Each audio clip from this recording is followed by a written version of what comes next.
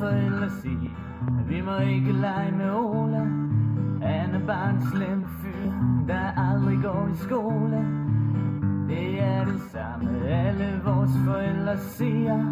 Ikke lege med Ole, tænker kun på druk og piger. Han drikker bajer, han sniffer lighter og gas. Og når han rigtig hygger sig, så ryger han has. En gang der var Ole min allerbedste ven. Nu må jeg aldrig lege med ham igen, for min mor, hun synes bestemt han var en bisse, da hun hørte hans ord på en fest uden fisse. Han drikker bajer, han sniffer lighter og gas. Når han rigtig hygger sig, så ryger han has.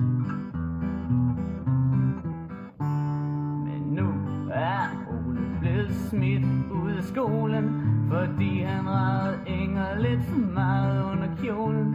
Så nu er det ikke sjovt at gå der mere, men han kommer nok igen, når vi rykker op i fjerde. Han drikker bajer, han sniffer lighter og gas. Og når han rigtig hygger sig, så ryger han has. Men en gang imellem sker at vi sniger os over til Ole, når vores forældre tror vi er taget i skole. Og så kan I tro, at der sker ting og sager, for vi drikker ikke sodavand, spiser ikke kransekager, nej. Vi drikker bajer, vi sniffer lighter og gas. Og når vi rigtig hygger os, så ryger vi has, ja. Vi drikker bajer, vi sniffer lighter og gas. Når vi rigtig hygger os, så ryger vi has.